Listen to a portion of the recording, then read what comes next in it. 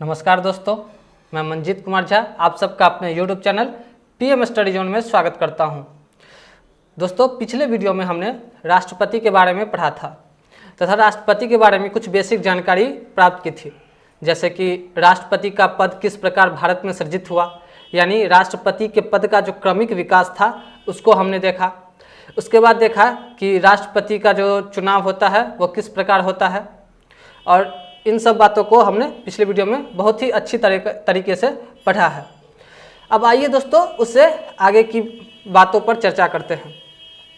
यानी चर्चा करते हैं कि जब राष्ट्रपति चुने जाते हैं उसके बाद क्या क्या सब होते हैं।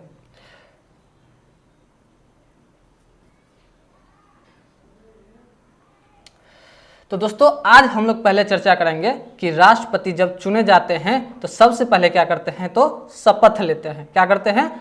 शपथ लेते हैं।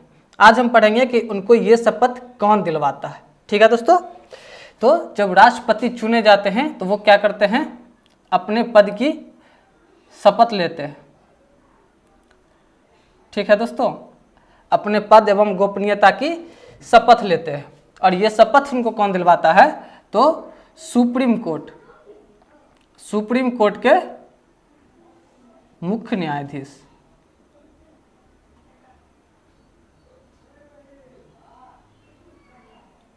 सुप्रीम कोर्ट के मुख्य न्यायाधीश। अब सवाल यह है कि यदि सुप्रीम कोर्ट के मुख्य न्यायाधीश उस समय उपलब्ध न हो, या उनका पद रिक्त हो, या किसी भी कारण से वो अपने पद पर न हो, तो फिर कौन सा पद दिलाएगा। तो दोस्तों, इस परिस्थिति में राष्ट्रपति को अपने पद एवं गोपनीयता की शपथ कौन दिलाते हैं, तो सुप्रीम कोर्ट के जो वरिष्ठतम जज होते हैं, यानी मुख्य न्यायाधीश के बाद जो जज होते हैं वरिष्ठतम, वही दिलाते हैं। यानी सुप्रीम कोर्ट के वरिष्ठतम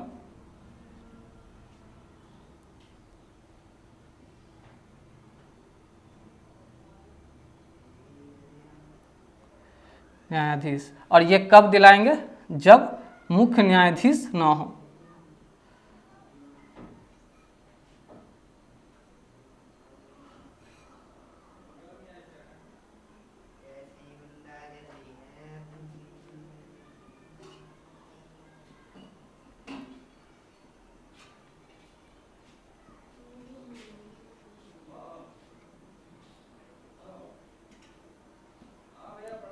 यानी कि इसका मतलब हुआ कि जब भारत के सुप्रीम कोर्ट के मुख्य न्यायाधीश अपने पद पर नहीं होंगे, यानी उनका पद रिक्त होगा, तो उस समय राष्ट्रपति को अपने पद एवं गोपनीयता की शपथ कौन दिलाएंगे, तो सुप्रीम कोर्ट के जो वरिष्ठतम न्यायाधीश होंगे वो इनको पद एवं गोपनीयता की शपथ दिलवाएंगे।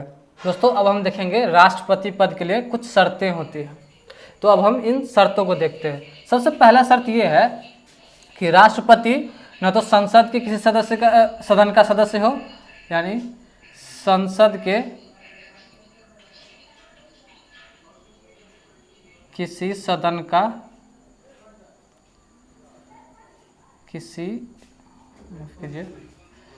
संसद के किसी सदन का सदस्य न हो, या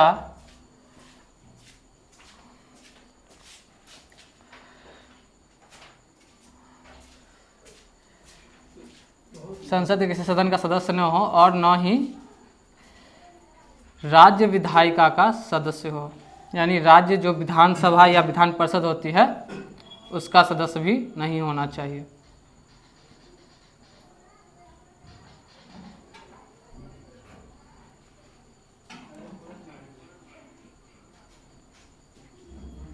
सदस्य न हो।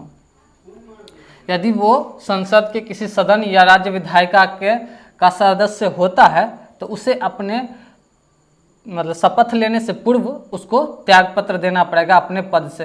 यानी या तो वो संसद का सदस्य है या राज्य विधायिका का सदस्य है, तो शपथ लेने से पूर्व, यानी राष्ट्रपति के पद की शपथ लेने से पूर्व उसे उस पद से त्यागपत्र देना होगा। इसके अलावा किसी अन्य लाभ के पद पर न हो। किसी अन्य लाभ के पद पर न हो। इसके अलावा क्या है कि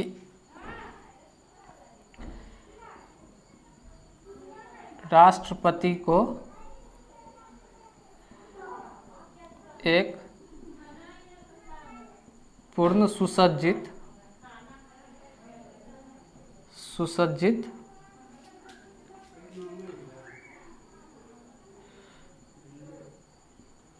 भवन दिया जाएगा।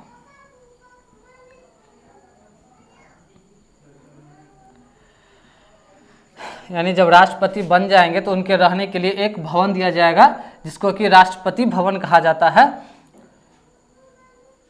उनमें उनके रहने की पूर्ण व्यवस्था की जाएगी। तो दोस्तों, राष्ट्रपति पद के लिए शर्त क्या है कि वो किसी संसद के किसी सदन का सदस्य न हो, न ही राज्य के विधायिका का सदस्य हो। उसके बाद किसी अन्य लाभ के पद पर न हो, यानी किसी भी लाभ के पद पर न हो। उसके बाद है राष्ट्रपति को पूर्ण सुसज्जित भवन दिया जाएगा, यानी राष्ट्रपति के रहने के लिए पूर्ण सुसज्जित भवन दिया जाएगा जिसमें उनके आवास की भी जिसमें उनके आवास की पूर्ण व्यवस्था होगी। अब दोस्तों हम देखते हैं राष्ट्रपति का वेतनमान, यानी राष्ट्रपति को वेतन कितना मिलता है। तो दोस्तों, राष्ट्रपति को वेतन कितना मिलता है? 5 लाख रुपये प्रति माह। राष्ट्रपति को वेतन कितना मिलता है? 5 लाख रुपये प्रति माह। और ये वेतन जो होता है वो टैक्स फ्री होता है, यानी इस पर कोई टैक्स नहीं लगता है। यानी राष्ट्रपति को जो 5 लाख रुपया प्रति माह दिया जाता है वो बिल्कुल टैक्स फ्री होता है। दोस्तों, ये 5 लाख रुपया प्रति माह जो है वो 2017 में संशोधित करके बनाया गया। और 2017 से पहले कितना मिलता था? तो 2017 से पहले कितना मिलता था? 1.5 लाख रुपया प्रति माह मिलता था। इसको 2017 में संशोधित किया गया और 5 लाख रुपया प्रति माह किया गया। इसके अलावा इन्हें विभिन्न भत्ते प्राप्त होते हैं, जिसमें कि फ़ोन का बिल शामिल होता है, फ़ोन बिल। इसके बाद स्वास्थ्य खर्चे जो होते हैं, स्वास्थ्य खर्च। इसके अलावा उनके कार्यालय में जो स्टाफ काम करेंगे उनके लिए खर्च, तथा स्टाफ और कार्यालय के लिए अन्य भत्ते मिलते हैं, कार्यालय भत्ता। इसके अलावा जो भवन मिलता है उसके लिए उन्हें कोई रेंट नहीं देना पड़ता है, यानी भवन जो होता है वो रेंट फ्री होता है इनका। ठीक है दोस्तों, तो राष्ट्रपति बनने के बाद इन सारी सुविधाओं का वो लाभ उठाते हैं। इसके अलावा जो है जब वो राष्ट्रपति रहते हैं तो उनको एक कार दिया जाता है जो कि बुलेट प्रूफ होता है। ये कार जो होता है दोस्तों ये बुलेट प्रूफ होता है। ठीक है दोस्तों, और जब वो राष्ट्रपति से रिटायर होते हैं यानी सेवानिवृत्त होते हैं तो उसके बाद उनको उसके बाद उनको पेंशन दिया जाता है। पेंशन कितना दिया जाता है? तो 1.5 लाख रुपया प्रति माह उनका पेंशन दिया जाता है। इसके बाद अलावा उनको 2 टेलीफोन सेवा दी जाती है।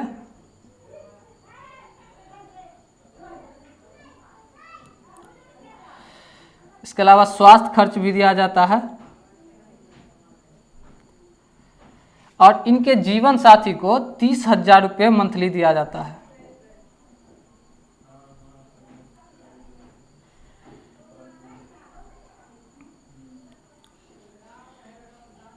जीवन साथी को 30,000 रुपये दिया जाता है। ठीक है दोस्तों, तो ये राष्ट्रपति का पूरा वेतनमान है जो उनके पद पर रहने के दौरान तथा पद से सेवानिवृत्त होने के बाद जो दिया जाता है, इसकी पूरी जानकारी है। ठीक है दोस्तों, अब हम देखते हैं दोस्तों राष्ट्रपति की पदावधि।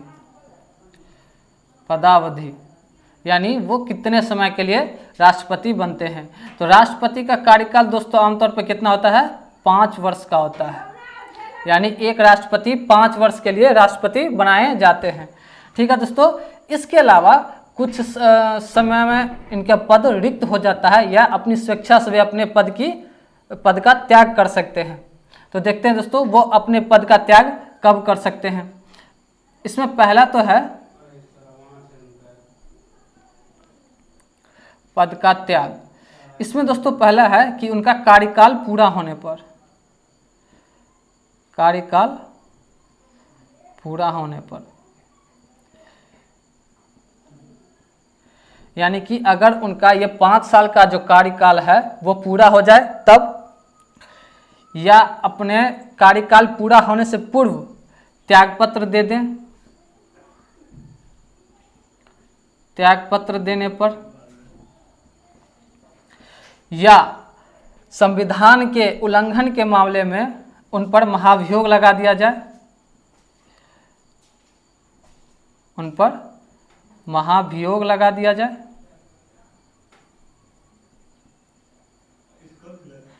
या जब वो चुनाव लड़ते हैं और चुनाव जीतते हैं तो उस चुनाव को ही अवैध घोषित कर दिया जाए, चुनाव को अवैध घोषित कर दिया जाए।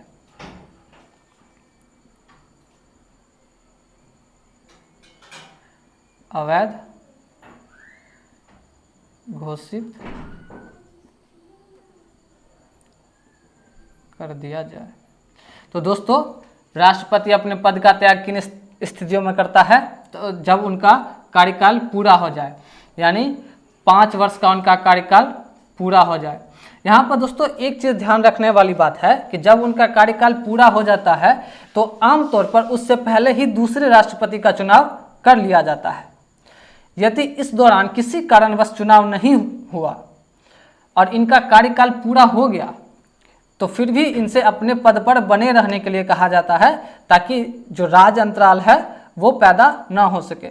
यानी राज अंतराल को भरने के लिए इनको अपने पद पर बने रहने के लिए कहा जाता है। कब कहा जाता है? तो इनका कार्यकाल भी पूरा हो गया हो और दूसरे राष्ट्रपति का चुनाव ना हुआ हो, उस स्थिति में किया जाता है। इसके बाद ये अपना पद का त्याग पत्र देकर कर सकते हैं। ठीक है दोस्तों। या इन पर यदि किसी संविधान का उल्लंघन का मामला चले तो संसद के किसी भी सदन में महाभियोग लगाकर इनको अपने पद से हटाया जा सकता है। ठीक है दोस्तों। उसके बाद है कि चुनाव को अवैध घोषित कर दिया जाए, यानी कि जिस चुनाव को जीत करके वो राष्ट्रपति के पद पर पहुंचे हैं उसी चुनाव को यदि अवैध घोषित कर दिया जाए किसी भी कारणवश, तो उस स्थिति में क्या होता है कि राष्ट्रपति को अपने पद से त्यागपत्र देना पड़ता है। ठीक है दोस्तों। अभी अभी हमने एक शब्द पढ़ा है महाभियोग। अब हम जानते हैं दोस्तों कि ये महाभियोग क्या होता है और ये किस प्रकार लगता है। तो दोस्तों राष्ट्रपति को पद से हटाने के लिए इस प्रक्रिया का उपयोग किया जाता है। किन मामलों में? सिर्फ एक मामलों में। कब? जब संविधान का उल्लंघन किया गया हो। हालांकि हमारे संविधान में इस शब्द को परिभाषित नहीं किया गया है कि संविधान के उल्लंघन शब्द का मतलब क्या होता है, लेकिन इतना जरूर लिखा गया है कि जब संविधान का उल्लंघन हो रहा हो तब राष्ट्रपति पर महाभियोग लगाकर उनको अपने पद से हटा सकते हैं। तो आइए दोस्तों हम देखते हैं महाभियोग के बारे में। जब संविधान का उल्लंघन हो रहा हो तो राष्ट्रपति को अपने पद से हटाने की एक प्रक्रिया है। महाभियोग क्या है? तो संविधान उल्लंघन। यहाँ पे ये ध्यान रखना जरूरी है कि ये सिर्फ एक ही स्थिति में लागू हो सकता है जब संविधान का उल्लंघन हुआ हो। संविधान का उल्लंघन हुआ हो तो ऐसी परिस्थिति में क्या होता है कि राष्ट्रपति को अपने पद से हटाने के लिए महाभियोग प्रस्ताव लाया जाता है। ठीक है दोस्तों। और ये प्रस्ताव जो है वो संसद के किसी सदन में लाया जा सकता है, यानी संसद के किसी सदन में लाया जा सकता है।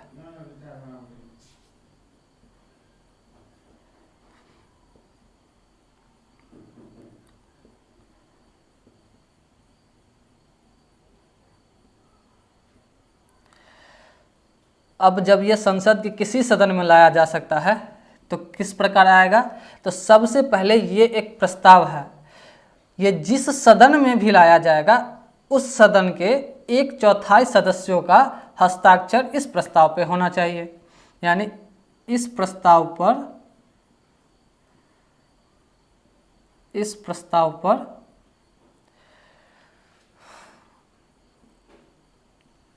उस सदन के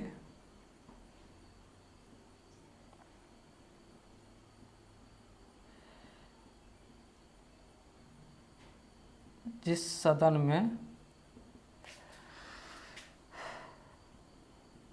प्रस्ताव लाया जाएगा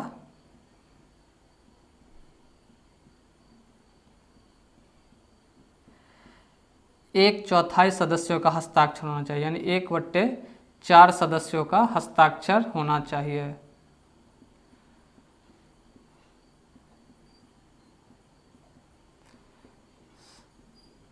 यानी कि जिस सदन में ये लाया जाएगा उस सदन के 1/4 सदस्य इस प्रस्ताव पर हस्ताक्षर करेंगे, उसके बाद ही ये प्रस्ताव उस सदन में लाया जाएगा। ठीक है दोस्तों। और दूसरी सबसे महत्वपूर्ण बात यह है कि इस प्रस्ताव को लाने से 14 दिन पूर्व राष्ट्रपति को सूचित करना पड़ता है। यानी प्रस्ताव लाने से, प्रस्ताव के सदन में लाने से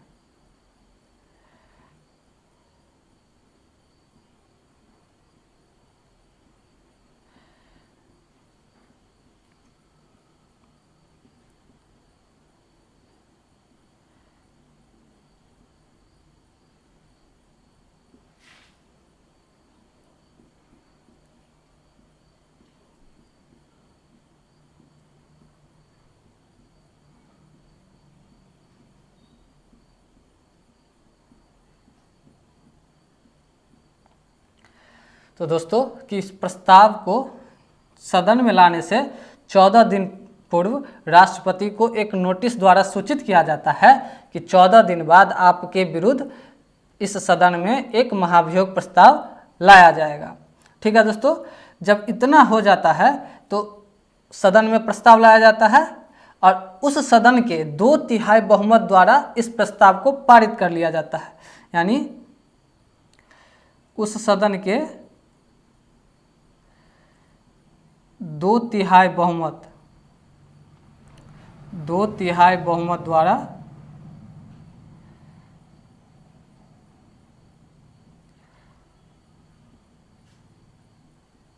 प्रस्ताव पारित कर लिया जाता है। ठीक है दोस्तों। जिस सदन में ये प्रस्ताव आएगा उस सदन के 2/3 बहुमत द्वारा इस प्रस्ताव को पारित कर लिया जाता है। जब उस सदन से ये प्रस्ताव पारित हो जाता है तो ये प्रस्ताव दूसरे सदन में भेजा जाता है। यानी कि जैसे राज्यसभा में ये लाया गया तो सबसे पहले तो इस प्रस्ताव को लाने के लिए उस पर राज्यसभा के 1/4 सदस्यों का हस्ताक्षर होना चाहिए। अब राज्यसभा में इस प्रस्ताव को लाने से 14 दिन पूर्व राष्ट्रपति को सूचना देना होगा। अब चूंकि प्रस्ताव पहले राज्यसभा में आ रहा है तो राज्यसभा के 2/3 बहुमत द्वारा इस प्रस्ताव को पारित किया जाएगा। अब जब राज्यसभा से ये प्रस्ताव पारित हो गया तो लोकसभा में भेजा जाएगा। ठीक है। और यदि लोकसभा में पहले पारित हो जाता या लोकसभा में पहले पेश किया जाता तो लोकसभा से पारित करने के बाद राज्यसभा में भेजा जाता। ठीक है दोस्तों। तो यहाँ पर प्रस्ताव पारित होने के बाद दूसरे सदन में इसे पारित होने के लिए भेजा जाता है, जहाँ पर पहले ये जांच किया जाता है कि जो राष्ट्रपति के खिलाफ संविधान का उल्लंघन का आरोप लगा है वो सत्य है कि नहीं। यानी आरोपों की जांच की जाती है पहले। ठीक है दोस्तों। आरोपों की जांच की जाती है। ठीक है। अब जब जांच में ये साबित हो जाता है कि नहीं ये जो आरोप है वो सही लगाए गए हैं राष्ट्रपति पर, तो फिर उस सदन में इस प्रस्ताव को पारित किया जाता है। यदि आरोप गलत साबित हो जाते हैं कि राष्ट्रपति पर लगा आरोप गलत है, उन्होंने कोई संविधान का उल्लंघन नहीं किया है, तो ये प्रस्ताव वहीं पर खारिज हो जाती है। ठीक है दोस्तों। उसके बाद आगे प्रस्ताव पारित नहीं किया जाता है और महाभियोग प्रक्रिया वहीं समाप्त हो जाती है। लेकिन आरोपों के जांच में यदि आरोप सही साबित होते हैं तो इस प्रस्ताव को दूसरे सदन के बहुमत से भी पारित कर लिया जाता है, यानी दूसरे सदन के 2/3 बहुमत से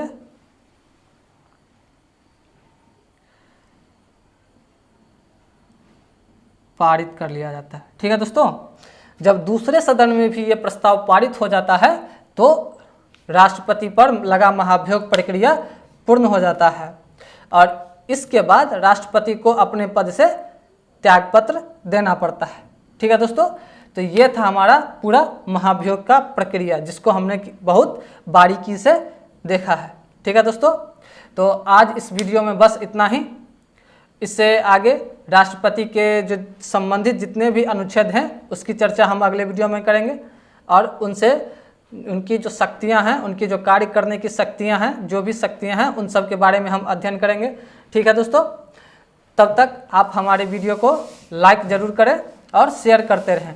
साथ ही साथ आपको ये वीडियो कैसा लगा हमें कमेंट के माध्यम से ज़रूर बताएं और हमारे चैनल के सभी वीडियो से अप टू डेट रहने के लिए हमारे चैनल को सब्सक्राइब जरूर करें और बेल आइकन को प्रेस करना ना भूलें।